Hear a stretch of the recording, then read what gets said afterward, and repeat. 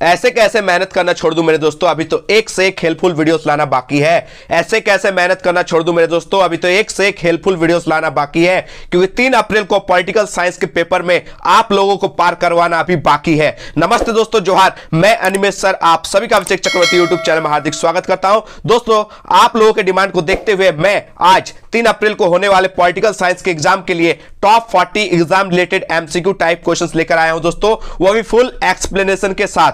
इस वीडियो में आपको 40 एमसीक्यू क्वेश्चंस के माध्यम से टॉप 100 एमसीक्यू क्वेश्चन समझाया जाएगा। इस वीडियो को देखने के बाद आप लोग एग्जाम में एकदम तबाही मचा के आएंगे, एकदम फोड़ डालेंगे, क्योंकि आप लोगों का कॉन्फिडेंस लेवल इस वीडियो को देखने के बाद पूरा हाई हो जाएगा। तो देर किस बात की दोस्तों, जल्दी से इस वीडियो को लाइक करें और सारे दोस्तों को भी शेयर कर दें। और जो भी स्टूडेंट्स इस चैनल को सब्सक्राइब नहीं किए जल्दी से कर ले, क्योंकि इस चैनल के माध्यम से अनिमेश सर के द्वारा यानी मेरे द्वारा पॉलिटिकल साइंस का रिकॉर्ड तोड़ तैयारी करवाया जाएगा दोस्तों, एकदम धाकड़ तरीके से। और ये टारगेट मान के चलिए दोस्तों, 40 में 40 एमसीक्यू क्वेश्चंस आपको राइट करवाने का जिम्मा मैं लेकर आया हूं, ठीक है। और आप लोग को एकदम 40 का 40 एमसीक्यू क्वेश्चंस एकदम क्लियर करके छोड़ूंगा, ठीक है। तो जल्दी से दोस्तों इस वीडियो को लाइक करें और सारे दोस्तों को भी शेयर कर दें। चलिए बिना देरी के वीडियो को शुरू करते हैं। तो चलिए दोस्तों, आज का पहला और इंपॉर्टेंट क्वेश्चन आप लोग देख सकते हैं, निम्न में से किस देश द्वारा नाटो का नेतृत्व किया गया। तो नाटो का नेतृत्व कौन देश किया था, यह आपसे क्वेश्चन पूछा गया है। आप सभी को पता दोस्तों, ऑप्शन जो ए है वो करेक्ट हो जाएगा, यूएसए। क्या हो जाएगा दोस्तों इसका करेक्ट आंसर,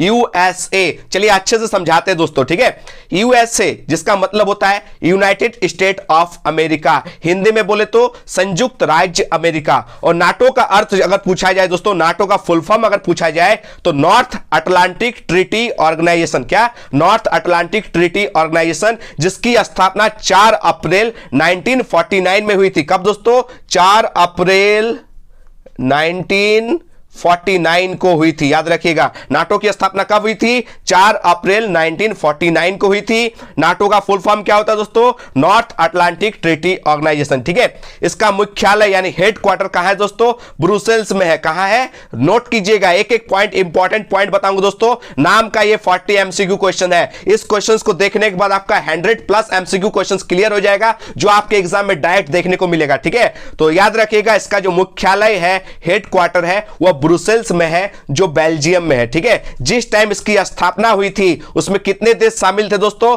12 देश शामिल थे। याद रखिएगा, नाटो की जब स्थापना हुई थी तो उस समय संस्थापक देश कितने थे, 12 थे। लेकिन अभी वर्तमान में अगर पूछते तो वर्तमान में नाटो में कितने देश शामिल है दोस्तों, 30 देश शामिल है। इसको भी याद करके जाइएगा, ठीक है। और एक बात याद रखिएगा, फ्रांस देश जो है दोस्तों, वो नाटो में अमेरिकी नेतृत्व का विरोध किया था। अगर क्वेश्चन आ जाए अमेरिकी नेतृत्व का, नाटो में अमेरिकी नेतृत्व का विरोध किसने किया था, तो याद रखिएगा फ्रांस देश ने, ठीक है। और एक बात याद रखिएगा, पश्चिमी गठबंधन को नाटो के नाम से जाना जाता है। याद रखिएगा, किस गठबंधन को, पश्चिमी गठबंधन को नाटो के नाम से रखिएगा, याद कीजिएगा, एकदम नाटो के नाम से जाना जाता है। इन बातों को नोट कर लीजिए दोस्तों, अनिमेश सर का गारंटी है दोस्तों, नाटो से एक भी क्वेश्चंस नहीं छूटेगा, ठीक है। चलिए दोस्तों नेक्स्ट क्वेश्चन बढ़ते हैं। क्वेश्चन नंबर 2 बहुत ही इंपॉर्टेंट क्वेश्चन है कि प्रथम गुटनिरपेक्ष शिखर सम्मेलन कहां हुआ था। यह हुआ तो दोस्तों बेलग्रेड में। ऑप्शन जो ए है वो करेक्ट हो जाएगा, ठीक है। चलिए इसको भी अच्छे से समझाता हूं दोस्तों। प्रथम गुटनिरपेक्ष शिखर सम्मेलन सन 1961 में कब हुआ था दोस्तों, 1961 में हुआ था। कहां हुआ था, बेलग्रेड में हुआ था। याद करके जाइएगा, ये क्वेश्चन आता है, कब हुआ था, 1961 में। कहां हुआ था, बेलग्रेड में हुआ था। चलिए इससे भी रिलेटेड कुछ एमसीक्यू टाइप क्वेश्चंस आपसे डिस्कस कर लेते हैं। गुटनिरपेक्षता का अर्थ क्या होता है दोस्तों, विश्व के किसी भी गुट में शामिल नहीं होना। गुटनिरपेक्ष मतलब दोस्तों किसी भी गुट में शामिल नहीं होना, ठीक है। और एक बात याद रखिएगा, पहला गुटनिरपेक्ष शिखर सम्मेलन कब हुआ था, तो याद रखिएगा 1961 में हुआ था। प्रथम गुटनिरपेक्ष शिखर सम्मेलन कहां हुआ था, तो हुआ था दोस्तों बेलग्रेड में हुआ था। पहले गुटनिरपेक्ष शिखर सम्मेलन में कितने सदस्य देश शामिल हुए थे, तो याद रखिएगा 25 देश। क्या बोले दोस्तों, कि पहले गुटनिरपेक्ष शिखर सम्मेलन में कितने सदस्य देश शामिल हुए थे, 25। प्रथम गुटनिरपेक्ष शिखर सम्मेलन जो है दोस्तों, ये याद रखिए बहुत इंपॉर्टेंट है, इससे रिलेटेड एक भी क्वेश्चन आपका छूटना नहीं चाहिए, क्योंकि प्रथम गुटनिरपेक्ष सम्मेलन जो है दोस्तों, याद रखिए गुटनिरपेक्ष को NAM के नाम से जाना जाता है। क्या दोस्तों, NAM के नाम से जाना जाता है। इसका फुल फॉर्म होता है दोस्तों नॉन अलाइंग मूवमेंट, ठीक है, याद रखिएगा। इसकी स्थापना हुई थी 1 सितंबर 1961 में, ठीक है, जिसमें संस्थापक में भारत देश भी शामिल था दोस्तों। अब भारत के पंडित जवाहरलाल नेहरू शामिल थे, ठीक है, यानी गुटनिरपेक्ष का अगर पर्यायवाची पूछे तो क्या हो जाएगा इसका आंसर, पंडित जवाहरलाल नेहरू, ठीक है। चलिए आगे बढ़ते हैं दोस्तों हम लोग नेक्स्ट क्वेश्चन की ओर। क्वेश्चन नंबर 3 देख सकते हैं दोस्तों। क्वेश्चन नंबर 3 में क्या पूछा गया है कि सोवियत संघ के अंतिम राष्ट्रपति कौन थे। ये बहुत ही इंपॉर्टेंट क्वेश्चन, आप लोग याद करके जाइएगा। सोवियत संघ के अंतिम राष्ट्रपति कौन थे, आप सभी को पता है, मिखाइल गोर्बाचेव। ऑप्शन जो बी है वो करेक्ट हो जाएगा, मिखाइल गोर्बाचेव, ठीक है। चलिए इससे रिलेटेड 2-3 क्वेश्चन समझा देते हैं। अगर आपसे पूछे कि सोवियत संघ के विघटन के लिए कौन सोवियत नेता उत्तरदायी थे, अगर क्वेश्चन क्या आ जाए कि सोवियत संघ के विघटन के लिए कौन सोवियत नेता उत्तरदायी थे, तो उसका भी करेक्ट आंसर हो जाएगा मिखाइल गोर्बाचेव, ठीक है। अगर आपसे क्वेश्चन पूछे कि सोवियत रूस में, क्या दोस्तों, सोवियत रूस में मिखाइल गोर्बाचेव कब कम्युनिस्ट पार्टी के महासचिव बने थे, तो याद रखिएगा मिखाइल जो गोर्बाचेव है वो कब दोस्तों बने थे महासचिव, तो याद रखिएगा 1985 में। कब, 1985 में, 1985 में, ठीक है। और ग्लासनोस्ट और पेरेस्ट्राइका के नियम किसने दिए थे, तो ये नियम भी दिए थे मिखाइल गोर्बाचेव, ठीक है। और इनके ऊपर ही लगा था सोवियत संघ के अंत का, विघटन का कलंक, ठीक है। यानी सोवियत संघ के अंतिम राष्ट्रपति कौन थे अगर पूछा जाए तो Mikhail Gorbachev is the correct answer. चलिए नेक्स्ट क्वेश्चन बढ़ते हैं दोस्तों। क्वेश्चन नंबर 4 बहुत ही इंपॉर्टेंट क्वेश्चन है, देख सकते हैं। क्वेश्चन नंबर 4 में क्या पूछा गया है कि जर्मनी का एकीकरण कब हुआ था, तो इसका करेक्ट आंसर हो जाएगा दोस्तों ऑप्शन नंबर बी 1990। क्या हो जाएगा, 1990 में जर्मनी का क्या हुआ था, एकीकरण हुआ था, ठीक है। चलिए आगे बढ़ते हैं दोस्तों क्वेश्चन नंबर 5 की ओर। क्वेश्चन नंबर 5 में क्या पूछा गया दोस्तों कि कुवैत पर किस राज्य, क्या है क्वेश्चन, कुवैत पर किस राज्य ने अवैध कब्जा कर लिया था। आप सभी को पता है दोस्तों इराक ने, क्या हो जाएगा, कुवैत पर किस राज्य ने अवैध कब्जा कर लिया था, इराक ने। ऑप्शन जो ए है वो करेक्ट हो जाएगा, ठीक है। चलिए दोस्तों नेक्स्ट क्वेश्चन बढ़ते हैं। क्वेश्चन नंबर 6 बहुत ही इंपॉर्टेंट क्वेश्चन है कि किस अमेरिकी राष्ट्रपति ने नई विश्व व्यवस्था का चित्र प्रस्तुत किया था, तो ये आप सभी को पता है दोस्तों ऑप्शन जो डी है वो करेक्ट हो जाएगा, जॉर्ज बुश, ठीक है। दोस्तों सोवियत संघ के विघटन के बाद, दैट मीन सोवियत संघ के अंत के बाद या पतन के बाद अमेरिका आज एकमात्र महाशक्ति है। याद रखिएगा पहले 2 सुपर पावर था, क्या क्या था दोस्तों, एक सोवियत संघ था और एक संयुक्त राज्य अमेरिका था। लेकिन सोवियत संघ के अंत होने के बाद आज एकमात्र महाशक्ति के रूप में कौन उभर कर सामने आया है दोस्तों, अमेरिका, ठीक है। और ये अंतरराष्ट्रीय क्षेत्र में शक्ति का एकमात्र केंद्र अगर कोई है तो वो अमेरिका ही है, इसलिए उसका वर्चस्व है, उसका धाक है। इसलिए अमेरिकी राष्ट्रपति जॉर्ज बुश ने एकल ध्रुवीय विश्व में अमेरिका के वर्चस्व को नई विश्व व्यवस्था की संज्ञा दी थी। तो अगर क्वेश्चन आ जाए कि नई विश्व व्यवस्था की संज्ञा किसने दी थी, तो अमेरिकी राष्ट्रपति कौन, जॉर्ज बुश ने, ठीक है, याद करके जाइएगा, बहुत इंपॉर्टेंट क्वेश्चन है। चलिए नेक्स्ट क्वेश्चन बढ़ते हैं दोस्तों। क्वेश्चन नंबर 7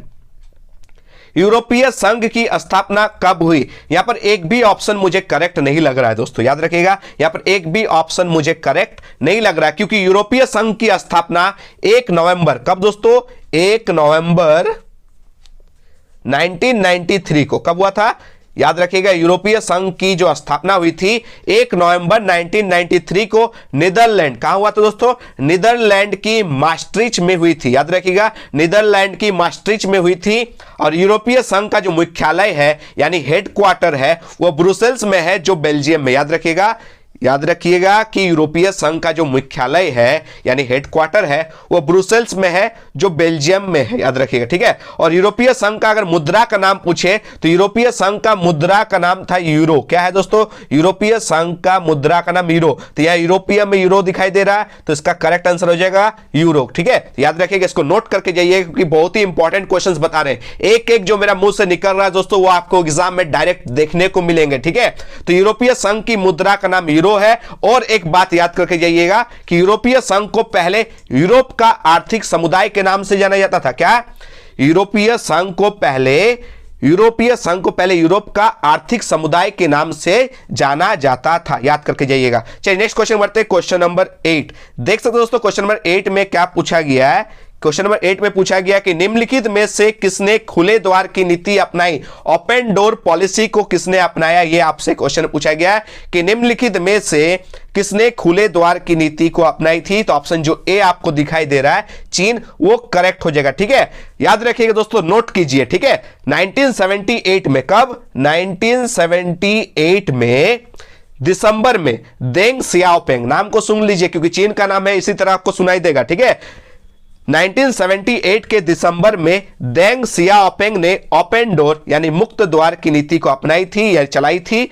इसके बाद से चीन ने अद्भुत प्रगति की और एक बड़ी आर्थिक ताकत के रूप में उभर कर सामने आई थी। ठीक है, तो किसने स्टार्ट किया था दोस्तों, चीन ने। क्या, ओपन डोर पॉलिसी, मुक्त द्वार की नीति। ठीक है, और चीन के कौन, देंग सियाओपिंग ने, कब, 1978 में। इसको याद करके जाइएगा, बहुत ही इंपॉर्टेंट क्वेश्चन है। चलिए आगे बढ़ते हैं क्वेश्चन नंबर 9 की ओर। देख सकते हो दोस्तों, क्वेश्चन नंबर 9 में क्या पूछा गया है कि निम्नलिखित में कौन आसियान का सदस्य नहीं है। बहुत ही इंपॉर्टेंट चीज है दोस्तों, आसियान। आसियान से क्वेश्चंस पूछे जाते हैं, 3 मार्क्स के क्वेश्चंस एकदम कंफर्म में दोस्तों पूछे जाएंगे कि आसियान का मुख्य उद्देश्य क्या है, आसियान से आप क्या समझते हैं, इसको नोट कीजिएगा। ठीक है, तो चलिए क्वेश्चन का आंसर देखते हैं। निम्नलिखित में से कौन आसियान का सदस्य नहीं है। पहले आपको क्लियर कर देते हैं आसियान का पूरा नाम क्या है दोस्तों, दक्षिण पूर्वी एशियाई राष्ट्रों का संघ। क्या दोस्तों, दक्षिण पूर्वी एशियाई राष्ट्रों का संघ। इंग्लिश में बोले तो एसोसिएशन ऑफ, क्या, एसोसिएशन ऑफ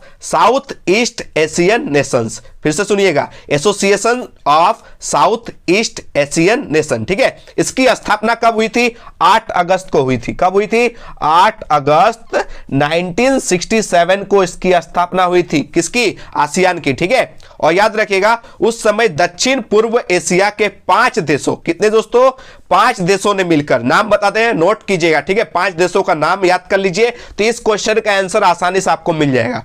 तो उस समय दक्षिण पूर्व एशिया के 5 देशों, इंडोनेशिया, पहला नाम याद रखिएगा इंडोनेशिया, दूसरा मलेशिया, तीसरा फिलीपींस, चौथा सिंगापुर और 5वां थाईलैंड ने मिलकर की थी। तो एशियान, अगर पूछे कि आसियान का मुख्यालय यानी हेडक्वार्टर कहां है, तो जकार्ता में है। और जकार्ता कहां है दोस्तों, याद रखिएगा इंडोनेशिया में है। तो यहां पर जो ऑप्शंस आपको दिखाई दे रहा है दोस्तों, या फिलीपीन नहीं होगा, फिलीपींस होगा। तो फिलीपींस भी इसका संस्थापक देश है दोस्तों, इंडोनेशिया भी इसका संस्थापक देश है, याद रखिएगा, और एक मलेशिया भी इसका संस्थापक देश है। लेकिन यहां पर पूछा कि सदस्य नहीं है, तो इसका करेक्ट आंसर हो जाएगा अल्जीरिया। क्या हो जाएगा दोस्तों, Algeria is the correct answer. ठीक है, 5 संस्थापक देशों के नाम में आपको 3 यहां पर ऑप्शंस में मिल जाएंगे। एक का नाम है फिलीपींस, दूसरा इंडोनेशिया भी दिखाई दे रहा, तीसरा मलेशिया भी है। बचा 2 नाम आप लोग लिख लीजिएगा, सिंगापुर और थाईलैंड। ठीक है, याद करके जाइएगा। तो इसका करेक्ट आंसर क्या हो जाएगा दोस्तों, याद कीजिएगा, अल्जीरिया जो है वो करेक्ट हो जाएगा, इसका सदस्य नहीं है। ठीक है, आपको आसानी से कंसेप्ट क्लियर हो गया दोस्तों, क्योंकि एक एक क्वेश्चन में फुल एक्सप्लेनेशन के साथ समझाऊंगा। जो भी वीडियो को स्किप करके जाएंगे दोस्तों, एग्जाम में पछताएंगे, गारंटी है। ठीक है, क्योंकि जो जो बात मैं बोलूंगा वो क्वेश्चंस में आते, एग्जाम में आपको डायरेक्ट देखने को मिलेंगे। चलिए नेक्स्ट क्वेश्चन बढ़ते हैं, क्वेश्चन नंबर 10।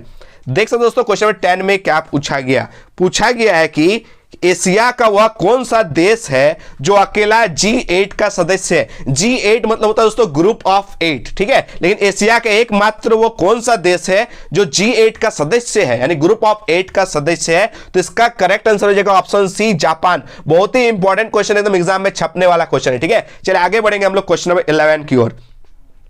देख सकते हो दोस्तों, क्वेश्चन नंबर 11 में क्या पूछा गया है कि भारत और पाकिस्तान के बीच कारगिल युद्ध कब हुआ था। बहुत ही इंपॉर्टेंट क्वेश्चन है, भारत और पाकिस्तान के बीच जितना युद्ध हुआ था उसको करके जाना है। ठीक है, तो ये कारगिल युद्ध कब हुआ था, ये हुआ था ऑप्शन सी जो है करेक्ट आंसर हो जाएगा 1999 में। ठीक है, 1999 इज द करेक्ट आंसर। चलिए दोस्तों नेक्स्ट क्वेश्चन बढ़ते हैं, क्वेश्चन नंबर 12। बहुत ही इंपॉर्टेंट टॉपिक है दोस्तों, दक्षेस से क्वेश्चन नंबर, ये जो है 3 मार्क्स के क्वेश्चन पूछे जाते हैं। ठीक है, करके जाइएगा, एक सार्क, दक्षेस, आसियान, ये सब करके जाना है। तो यहां पर क्वेश्चन पूछा गया है दक्षेस का मुख्यालय कहां है। जितना भी है चीज दोस्तों नाटो का, इस सारे का मुख्यालय यानी हेडक्वार्टर देख के जाना है। यहां पर क्वेश्चन पूछा गया कि दक्षेस का मुख्यालय कहां है। ठीक है, तो चलिए एक एक चीज आपको बता देता हूं। इसका जो करेक्ट आंसर हो जाएगा, मुख्यालय जो है दक्षेस का वो काठमांडू में है, ऑप्शन जो डी है वो करेक्ट हो जाएगा। और थोड़ा सा बता देते हैं दोस्तों, दक्षेस जो है उसको इंग्लिश में सार्क के नाम से जाना जाता है, SAARC, याद करके जाइएगा।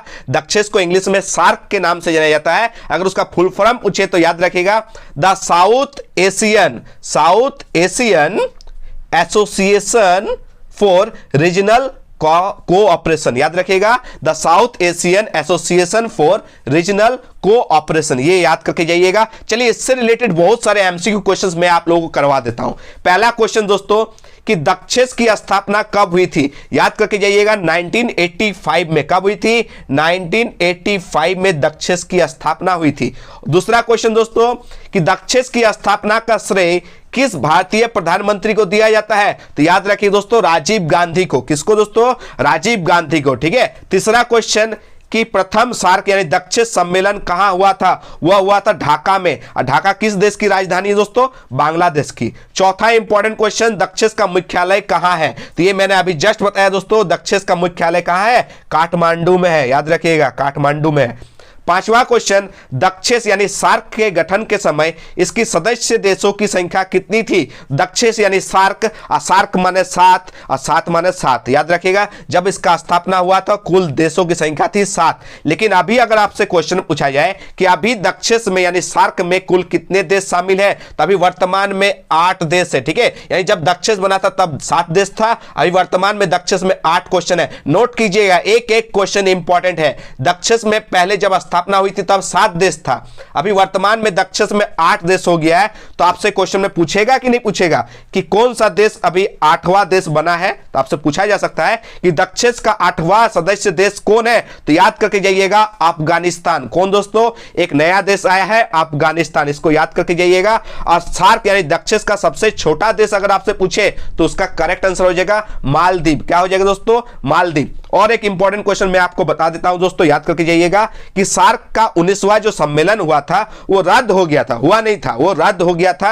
आपसे पूछा जाएगा कि 19वां सम्मेलन जो रद्द हो गया था वह कहां होने वाला था दोस्तों? वह होने वाला था इस्लामाबाद में, ठीक है। एक एक चीज को नोट कीजिएगा दोस्तों, ठीक है। वीडियो को रुक रुक के लिखिएगा कॉपी में, ठीक है, यहां से क्वेश्चंस फंसेंगे। चलिए आगे बढ़ेंगे हम लोग नेक्स्ट क्वेश्चन की ओर। क्वेश्चन नंबर 13 बहुत ही इंपॉर्टेंट क्वेश्चन है दोस्तों, क्वेश्चन नंबर 13, ठीक है। इसको भी अच्छे से सुनिएगा कि शेख मुजीबुर रहमान किस देश के प्रधानमंत्री थे? तो मुजीबुर रहमान से आपको नाम से क्लियर हो जा रहा है ये कहां के थे? बांग्लादेश के। याद रखिएगा क्वेश्चन में क्या पूछा गया है कि शेख मुजीबुर रहमान किस देश के प्रधानमंत्री थे? तो ये थे बांग्लादेश के। ऑप्शन जो बी है वो करेक्ट हो जाएगा। लेकिन जो बात मैं बता रहा हूं उसको नोट कीजिए कि इन्हें बांग्लादेश का जनक कहा जाता है। किन्हें?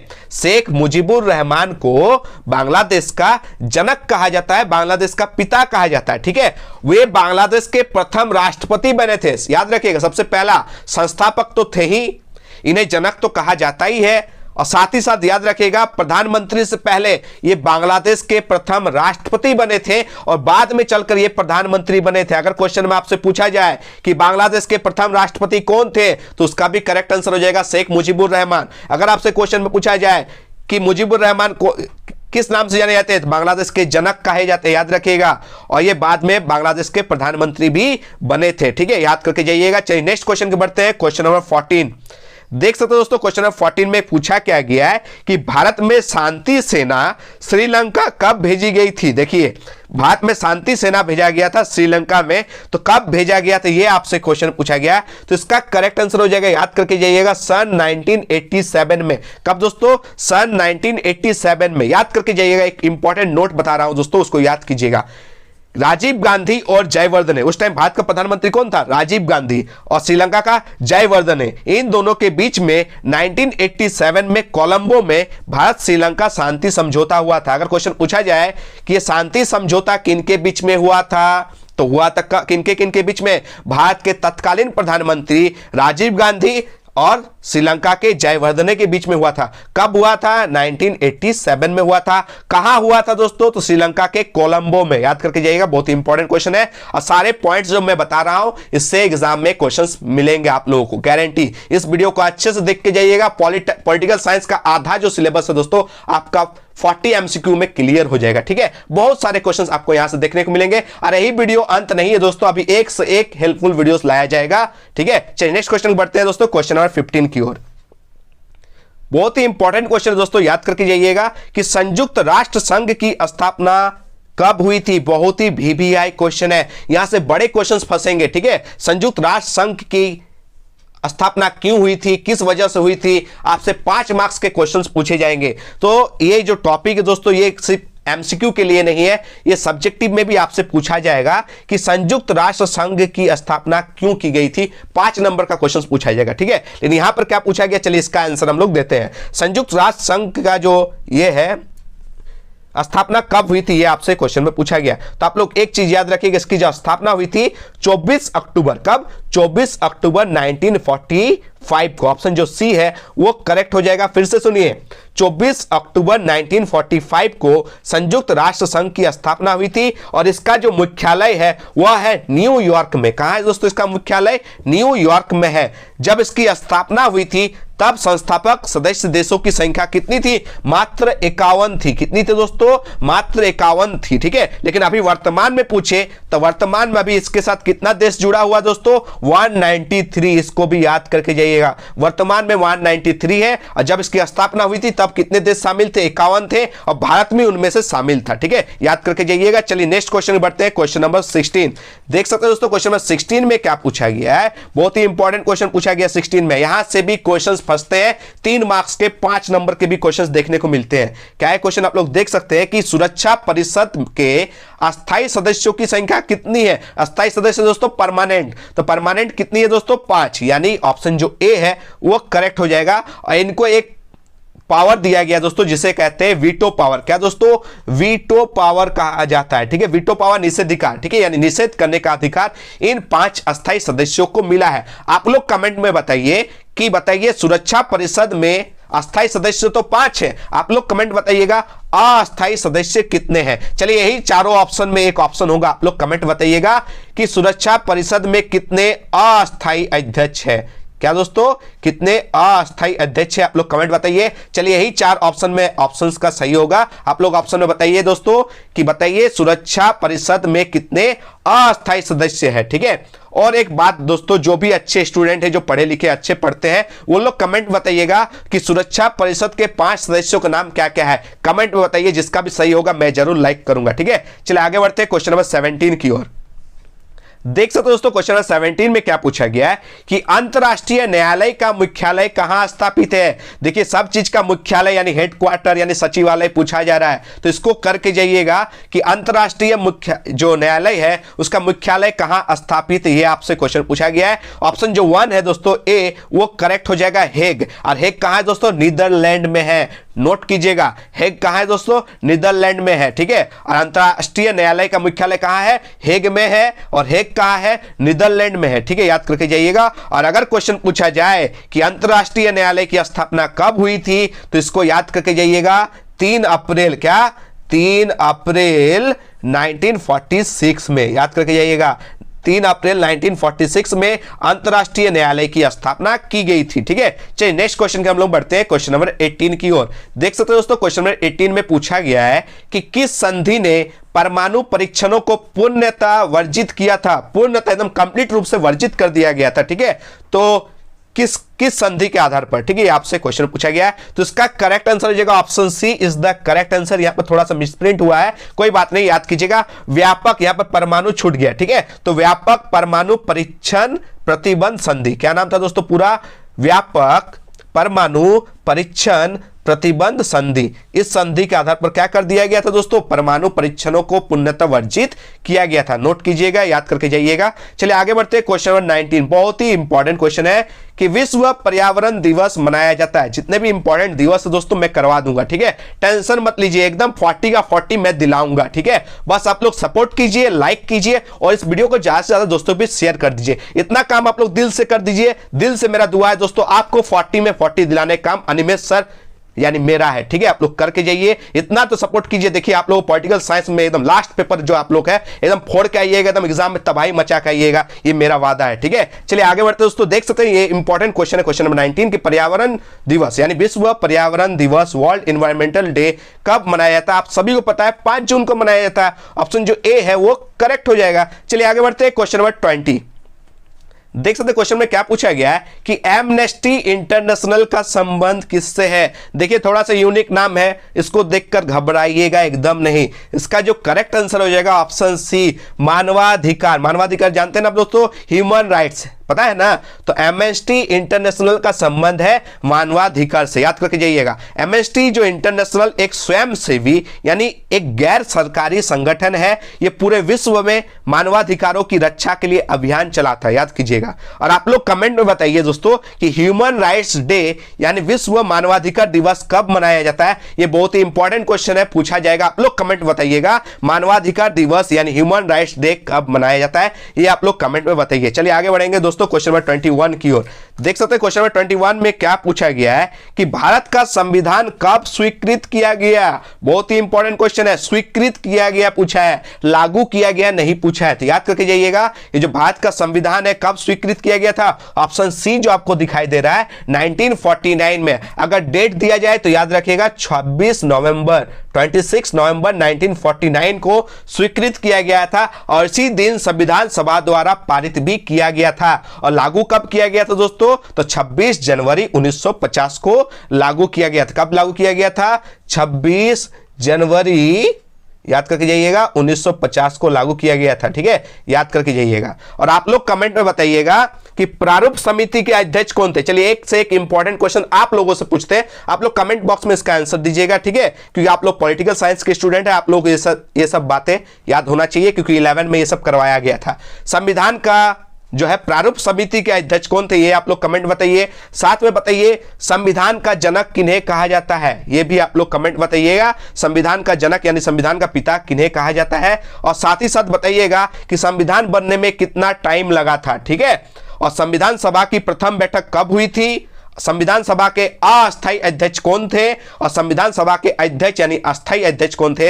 ये सारे क्वेश्चंस का आंसर आप लोग कमेंट बॉक्स में जरूर दीजिएगा। ठीक है, अगर एक भी क्वेश्चन आ जाएगा दोस्तों आप लोग पूरा मुस्कुराइएगा कि हाँ अनिमेश सर का एक एक क्वेश्चंस यहां पर आप लोगों को देखने को मिला है, ये बहुत अच्छा लगेगा दोस्तों। ठीक है, चलिए आगे बढ़ते हैं क्वेश्चन नंबर 22 की ओर। देख सकते हो दोस्तों क्वेश्चन नंबर 22 में क्या पूछा गया, बहुत ही इंपॉर्टेंट क्वेश्चन है, इससे भी एक से एक इंपॉर्टेंट क्वेश्चन मैं समझाऊंगा। क्वेश्चन आप लोगों को देखने को क्या मिल रहा है कि लौह पुरुष मतलब दोस्तों आयरन मैन ऑफ इंडिया, लौह पुरुष के नाम से किन्हें जाना जाता है। आप सभी को पता है दोस्तों आयरन मैन ऑफ इंडिया के नाम से किन्हें जाना जाता है, सरदार वल्लभ भाई पटेल को। ऑप्शन जो सी है दोस्तों वो करेक्ट आंसर हो जाएगा।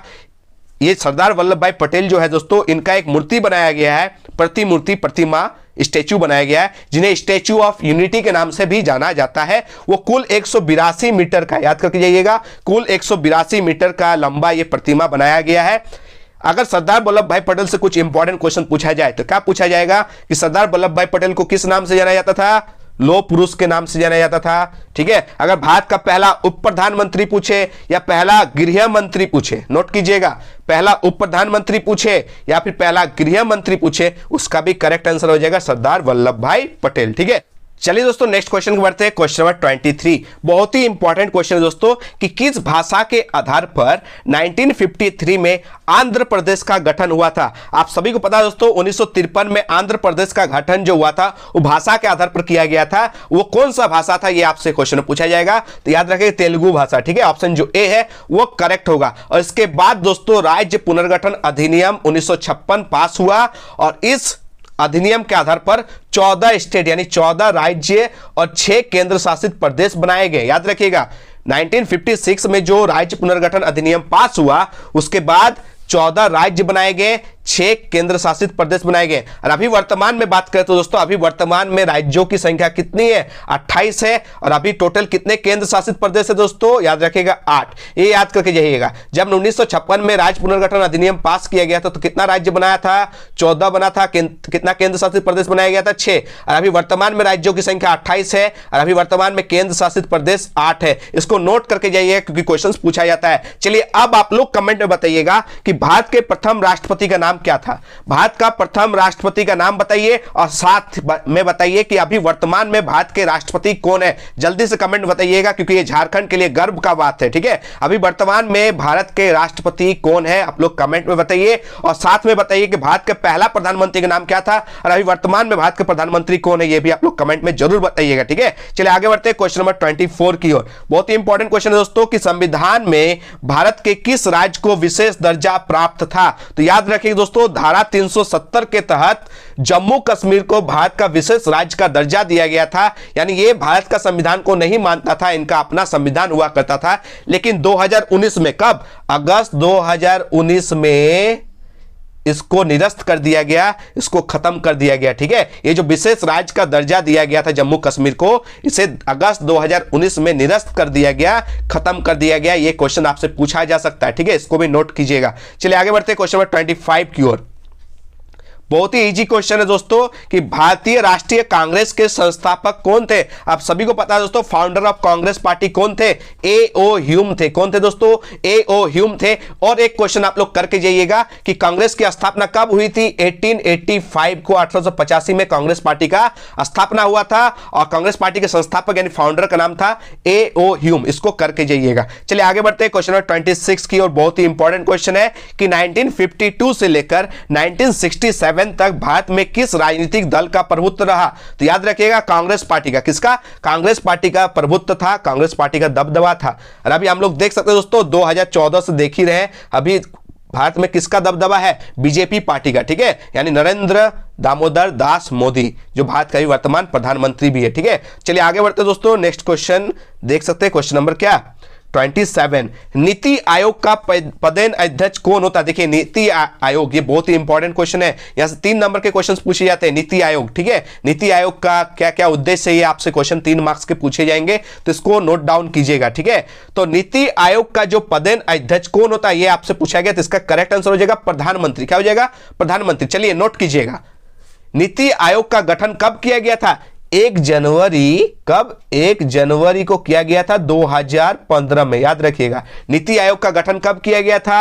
1 जनवरी 2015 में किया गया था। इसका अध्यक्ष प्रधानमंत्री होता है और अभी वर्तमान में भारत का प्रधानमंत्री कौन है? श्री नरेंद्र दामोदर दास मोदी। ठीक है, यानी अभी नीति आयोग के अध्यक्ष कौन है? नरेंद्र मोदी जी है। ठीक है, और नीति आयोग का पहला नाम क्या था दोस्तों? योजना आयोग था। यानी नीति आयोग को पहले किस नाम से जाना जाता था? योजना आयोग के नाम से जाना जाता था, जिसे 13 अगस्त 2014 में खत्म कर दिया गया और 1 जनवरी 2015 को नीति आयोग का गठन किया गया। ठीक है, आप लोग कमेंट बताइएगा योजना आयोग का गठन कब किया गया था, इसका आंसर आप लोग कमेंट बॉक्स में जरूर दीजिएगा। चलिए नेक्स्ट क्वेश्चन बढ़ते हैं, क्वेश्चन नंबर 28। भारत में हरित क्रांति के जनक कौन है? आप सभी को पता है दोस्तों, भारत में हरित क्रांति के जनक कौन है? एम.एस. स्वामीनाथन। क्या हो जाएगा? एम.एस. स्वामीनाथन। ऑप्शन बी जो है वो करेक्ट हो जाएगा। हरित क्रांति के फलस्वरूप किस फसल की पैदावार अच्छी हुई थी? आप लोग कमेंट बताइएगा। और हरित क्रांति का ज्यादा रिजल्ट किस राज्य में देखने को मिला था, ये भी आप लोग कमेंट में बताइएगा। चलिए नेक्स्ट क्वेश्चन बढ़ते हैं, क्वेश्चन नंबर 29 की ओर। बहुत ही इंपॉर्टेंट क्वेश्चन दोस्तों, या इसको देखकर डरिएगा मत, क्योंकि इसको भी आसान ट्रिक के साथ मैं समझा दूंगा दोस्तों। ये जो नाम आपको देखकर भटका सकता है, लेकिन इस नाम को अगर मैंने अच्छे से समझा दिया ना, तो आप लोग आराम से लिख के आइएगा। क्या है दोस्तों कि ऑपरेशन फ्लड का संबंध किससे है? तो ऑपरेशन देखकर डर मत जाइए, ये कोई डॉक्टर का चीरफाड़ वाला ऑपरेशन नहीं है। ठीक है, ये ऑपरेशन फ्लड जो है वो किससे संबंधित है, ये आपसे क्वेश्चन में पूछा गया। तो याद रखिएगा दोस्तों, नोट कीजिए, बहुत ही इंपॉर्टेंट चीज बता रहा हूं दोस्तों, बहुत ही इजी तरीके से बता रहा हूं, इसको नोट कीजिएगा कि ऑपरेशन फ्लड को श्वेत क्रांति के नाम से जाना जाता है। क्या? ऑपरेशन फ्लड को श्वेत क्रांति के नाम से जाना जाता है। और श्वेत मतलब दोस्तों व्हाइट। क्या होता है? व्हाइट। और व्हाइट क्या होता है दोस्तों? इनमें से व्हाइट होता है दूध। क्या होता है दोस्तों? दूध। तो यानी ऑपरेशन फ्लड का सीधा संबंध किससे है? दूध उत्पादन से। ठीक है, और ऑपरेशन फ्लड को किस नाम से जाना जाता है? श्वेत क्रांति के नाम से जाना जाता है। अगर क्वेश्चन आपसे पूछ के देना कि श्वेत क्रांति किससे संबंधित है, तो याद रखिएगा दूध उत्पादन से। ठीक है, हरित क्रांति जैसे हरा भरा कृषि से है, तो ऐसे श्वेत क्रांति किससे संबंध है? दूध के उत्पादन से। इसका करेक्ट आंसर हो जाएगा option C is the correct answer. चलिए आगे बढ़ते हैं क्वेश्चन नंबर 30 की ओर। क्वेश्चन 30 बहुत ही इंपॉर्टेंट क्वेश्चन है। ठीक है, इसको करके जाइएगा, जितना इंपॉर्टेंट नारा यानी स्लोगन है आप लोग करके जाइएगा, क्वेश्चन पूछे जाते हैं। क्या है क्वेश्चन दोस्तों कि गरीबी हटाओ का नारा किसने दिया था? तो आप सभी को पता है दोस्तों, इसका करेक्ट आंसर हो जाएगा इंदिरा गांधी। क्या हो जाएगा? Indira Gandhi is the correct answer. इस नारा को किसने दिया था दोस्तों? इंदिरा गांधी ने। ठीक है, आप लोग कमेंट में बताइए, 2 नारा आपसे पूछते हैं। एक नारा याद रखिएगा, जय जवान जय किसान का नारा किसने दिया था? चलिए फटाफट इसका आंसर आप लोग कमेंट बॉक्स में दीजिए। जय जवान जय किसान का नारा किसने दिया था? और एक करेक्ट आंसर दीजिएगा। जय जवान जय किसान जय विज्ञान का नारा किसने दिया था? ये भी आंसर आप लोग कमेंट बॉक्स में जरूर दीजिएगा। दो आंसर, ठीक है। जय जवान जय किसान का नारा किसने दिया था? उसमें और एक चीज ऐड करके आ गया, जय जवान जय किसान जय विज्ञान का नारा किसने दिया था? इसका भी आंसर आप लोग कमेंट बॉक्स में जरूर दीजिएगा। चलिए आगे बढ़ेंगे दोस्तों क्वेश्चन नंबर 31 की ओर। क्वेश्चन 31 में क्या पूछा गया देख सकते हैं दोस्तों कि देशी रियासतों के शासकों को दिया जाने वाला प्रिवी पर्स किस वर्ष समाप्त कर दिया गया? देखिए पहले तो राजवाड़ों की संख्या 565 थी, उन लोगों का राज वाला चीज तो समाप्त हो गया, लेकिन इन लोगों को एक विशेष सुविधा दिया जाता था जिसे प्रिवी पर्स के नाम से जाना जाता था। क्वेश्चन 3 नंबर का पूछा जा सकता है, प्रिवी पर्स से आप क्या समझते हैं? ठीक है, इसको आप लोग देख लीजिएगा, नहीं तो मैं आप लोगों को क्लियर कर दूंगा। ठीक है, तो प्रिवी पर्स को समाप्त किसने किया था? यह आपसे क्वेश्चन पूछा गया। कब किया गया था? याद रखिएगा इंदिरा गांधी की सरकार में सन 1971 में। ऑप्शन जो बी है दोस्तों वो करेक्ट हो जाएगा। ठीक है, देशी रियासतों के शासकों को दिया जाने वाला प्रिवी पर्स किस वर्ष समाप्त कर दिया गया? इंदिरा गांधी की सरकार में किया गया, 1971 में किया गया। इसको नोट कीजिएगा, बहुत ही इंपॉर्टेंट क्वेश्चन है। चलिए आगे बढ़ते हैं क्वेश्चन 32 की ओर। बहुत ही इंपॉर्टेंट क्वेश्चन दोस्तों, कांग्रेस का विभाजन किस वर्ष हुआ? यानी कांग्रेस की टूट का शिकार कब हुई दोस्तों? यानी कांग्रेस किस वर्ष टूटी, ये आपसे क्वेश्चन पूछा गया है। तो याद रखिए दोस्तों इसका करेक्ट आंसर हो जाएगा 1969 में। कब? 1969 में। ऑप्शन जो बी आपको दिखाई दे रहा है वो करेक्ट हो जाएगा। ठीक है, चलिए आगे बढ़ते हैं क्वेश्चन नंबर 33 की ओर। क्वेश्चन 33 थोड़ा सा अनोखा क्वेश्चन है, लेकिन इसको करके जाइएगा, बहुत ही इंपॉर्टेंट क्वेश्चन है कि 1969 में जब कांग्रेस का विभाजन हुआ था, यानी कांग्रेस टूट का शिकार हुआ था, उस समय उसका अध्यक्ष कौन था? यानी कांग्रेस पार्टी का उस टाइम अध्यक्ष कब कौन था? जब 1969 में कांग्रेस पार्टी टूट गई थी, कांग्रेस का विभाजन हुआ था, उस टाइम कांग्रेस का अध्यक्ष कौन था? इसको याद करके जाइएगा, विचित्र सा नाम है, एस निजलिंगप्पा। क्या दोस्तों? Nijalingappa is the correct answer. उस टाइम कांग्रेस का अध्यक्ष थे निजलिंगप्पा। ठीक है, याद करके जाइएगा। चलिए नेक्स्ट क्वेश्चन बढ़ते हैं, क्वेश्चन नंबर 34। बहुत ही इंपॉर्टेंट क्वेश्चन है, पूछा जाता है संपूर्ण क्रांति का नारा किसने दिया था? जब आपको संपूर्ण क्रांति दिखाई दे तो आप लोग एक नाम याद करके जाइएगा, जेपी यानी जयप्रकाश नारायण। क्या दोस्तों? संपूर्ण क्रांति का नाम आपको जहां दिखाई दे आप टिक करके आइएगा, Jayaprakash Narayan is the correct answer. Option A is the correct answer. चलिए आगे बढ़ते हैं क्वेश्चन नंबर 35। बहुत ही इंपॉर्टेंट क्वेश्चन है। ठीक है, 1977 में जनता पार्टी के शासन में प्रधानमंत्री कौन था? देखिए जनता पार्टी के शासन में पहला प्रधानमंत्री कौन बना 1977 में? तो याद करके जाइएगा, मोरारजी देसाई। ऑप्शन जो सी है वो करेक्ट आंसर हो जाएगा। लेकिन आपसे इस तरह का क्वेश्चन का अगर घुमा के पूछा जाए कि बताइए भारत के प्रथम गैर कांग्रेसी प्रधानमंत्री कौन थे, तो उसका भी करेक्ट आंसर हो जाएगा मोरारजी देसाई। ठीक है, अभी तक भारत में जितने भी प्रधानमंत्री बने थे, ठीक है, 1977 से पहले कहीं ना कहीं कांग्रेस पार्टी से थे, लेकिन पहली बार गैर कांग्रेसी प्रधानमंत्री बने जिनका नाम था मोरारजी देसाई। अब मोरारजी देसाई किस पार्टी से थे दोस्तों? जनता पार्टी से थे। इसको नोट कीजिएगा। ठीक है, एक एक बातों को मेरा ध्यान से सुनिएगा, आपका पॉलिटिकल साइंस बहुत स्ट्रांग हो जाएगा। ठीक है, चलिए आगे बढ़ते हैं दोस्तों, क्वेश्चन नंबर 36। क्या पूछा गया कि ताड़ी विरोधी आंदोलन किस राज्य से संबंधित है? ताड़ी विरोधी आंदोलन दोस्तों किस राज्य से संबंधित है? आंध्र प्रदेश से। ऑप्शन सी है वो करेक्ट आंसर हो जाएगा। ठीक है, महिलाओं द्वारा यह आंदोलन किया गया था। ठीक है, चलिए आगे बढ़ते हैं क्वेश्चन नंबर 37 की ओर। बहुत ही इंपॉर्टेंट क्वेश्चन है, चिपको आंदोलन के प्रवर्तक या मुख्य नेता या अगुवाई किन्होंने किया था? अगर ये 3 तरह से आपको घुमा के पूछे तो याद रखिएगा, भारत में कौन? सुंदर लाल बहुगुणा। ऑप्शन जो बी दिखाई दे रहा है, बहुत ही इंपॉर्टेंट क्वेश्चन है। चिपको आंदोलन के जनक कौन थे दोस्तों? गोरा देवी। याद करके जाइएगा, गोरा देवी। ठीक है, लेकिन यहां पर अगर पूछा जाए कि इसको आगे लीड रोल किसने किया, तो सुंदर लाल बहुगुणा ने। चलिए आगे बढ़ते हैं दोस्तों, क्वेश्चन नंबर 38 की ओर। मंडल कमीशन रिपोर्ट, आप लोग मंडल आयोग का नाम तो सुने हैं, जिसके अध्यक्ष कौन थे? बीपी मंडल। ठीक है, आप लोग कमेंट बताइएगा बीपी मंडल का पूरा नाम क्या था। ठीक है, ओबीसी को कितना % आरक्षण के लिए ये वाला आयोग आया था, ये आपसे पूछा गया, आप लोग कमेंट बताइएगा। लेकिन यहां पर क्वेश्चन क्या पूछा गया है कि मंडल कमीशन रिपोर्ट की सिफारिशों को किस प्रधानमंत्री ने लागू किया था? देखिए कितना विचित्र सा क्वेश्चन है कि यहां पर बीपी मंडल का नाम नहीं आया, यहां पर पूछा गया कि किस प्रधानमंत्री ने लागू किया था। यह बहुत ही इंपॉर्टेंट क्वेश्चन, इसका करेक्ट आंसर हो जाएगा ऑप्शन डी, बीपी सिंह। ठीक है, इसको याद करके जाइएगा। चलिए दोस्तों नेक्स्ट क्वेश्चन बढ़ते हैं, क्वेश्चन नंबर 39। क्या है क्वेश्चन नंबर 39 में? सन 1991 में नई आर्थिक नीति लागू करते समय भारत के वित्त मंत्री कौन थे? तबीयत दोस्तों बहुत खराब है, देखिए बुखार से थोड़ा 2 दिन पहले सोशियोलॉजी पढ़ाते दोस्तों इतना बुखार आया था, इतना तबीयत खराब हो गया था कि आप लोगों को क्वेश्चन आंसर करवा ही नहीं पाया था, लेकिन बहुत खुशी की बात था सारे क्वेश्चन जितना कराया था वो आ गया था। ठीक है, तो चलिए जैसे जैसे तबीयत सुधार हो रहा है आप लोग के लिए एक से एक हेल्पफुल वीडियोस लाया जाएगा। ठीक है, चलिए देख सकते हैं क्वेश्चन 39 में पूछा क्या गया है कि पूछा गया कि सन 1991 में नई आर्थिक नीति लागू करते समय भारत के वित्त मंत्री कौन थे? बहुत ही इंपॉर्टेंट क्वेश्चन है, इनका जो आंसर हो जाएगा क्या? डॉक्टर मनमोहन सिंह, ऑप्शन जो बी है वो करेक्ट हो जाएगा। ठीक है, चलिए आज का लास्ट और अंतिम क्वेश्चन आप लोग देख सकते हैं, क्वेश्चन नंबर 40।